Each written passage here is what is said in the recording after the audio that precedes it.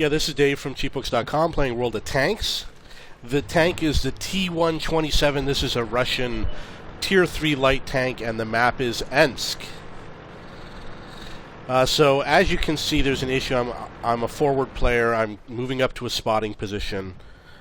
One of the things you want to be aware of, you want to look at your map in this case, because what I'm going to do is I'm going to try and spot and not be visible to the enemy, but you also want to make sure you have allies behind you that can shoot at the enemy. You can see that one of the enemy tanks just died, and when I look at the map, I see 2 SPGs behind me, I see 2 light tanks behind me, a tank destroyer, and a medium tank. It's better than nothing. I wish that they were closer to me, but when they are that far away, they're not going to be able to hit a lot of the tanks that are on the other side of the map. So we've got 2 enemy tanks spotted in front of us.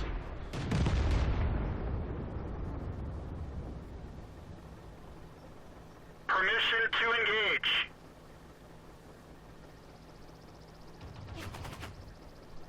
Target acquired. You can see my allies have not changed position. I don't see the target.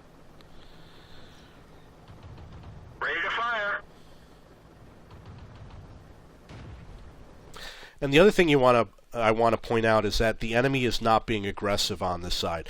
If they came out aggressively and spotted me, I would have to retreat and defend myself. So what we're probably going to do, I'm assuming I'm going to abandon scouting over here. Where'd they go? My allies are just way too far back to do anything meaningful.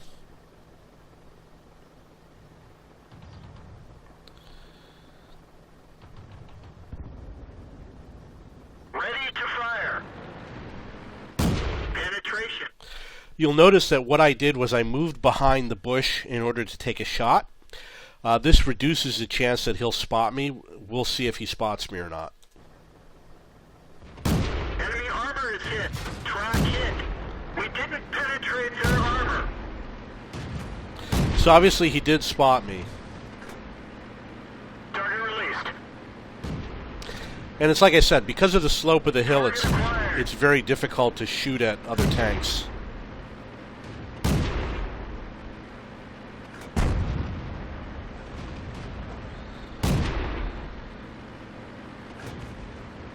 Enemy armor is damaged. Enemy vehicle destroyed.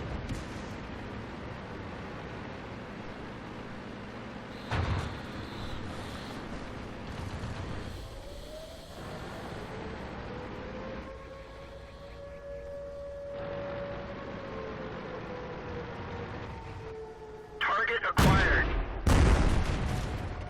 Enemy is hit. You can see that we only have 1 tank in a position to reset the cap. So we're very vulnerable right now.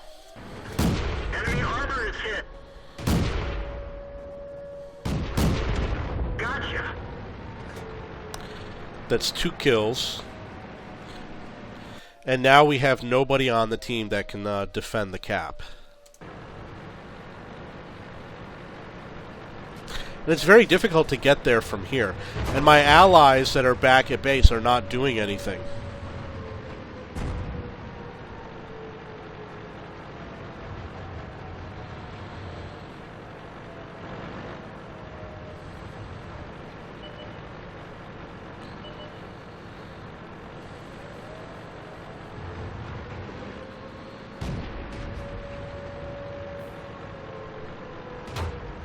Target acquired.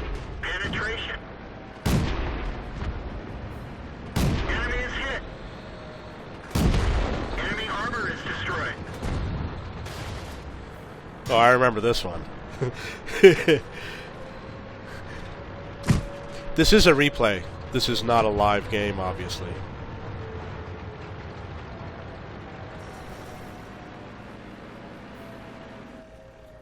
Target acquired.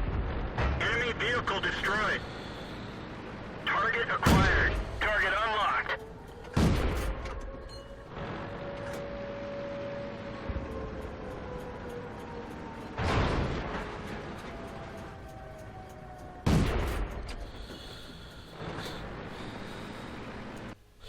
Okay, now I did have 4 kills.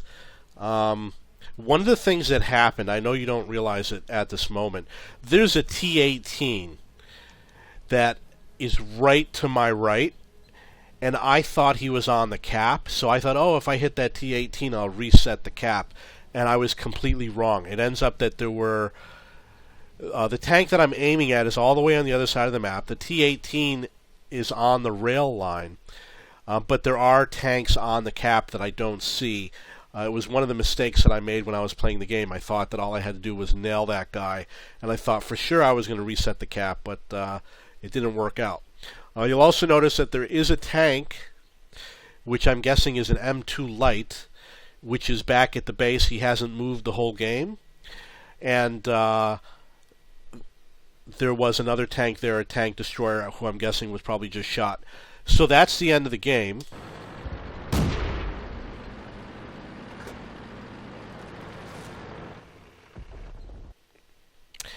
And it goes to show you, when you have this type of a situation where you give up the cap, because that's basically what I did. I didn't try that hard to get to the cap. On my way there, I said, I'm going to shoot at the SPG and get some more kills in. I didn't think I would be able to reset the cap. When you give up the cap, you give up the 50% EXP bonus.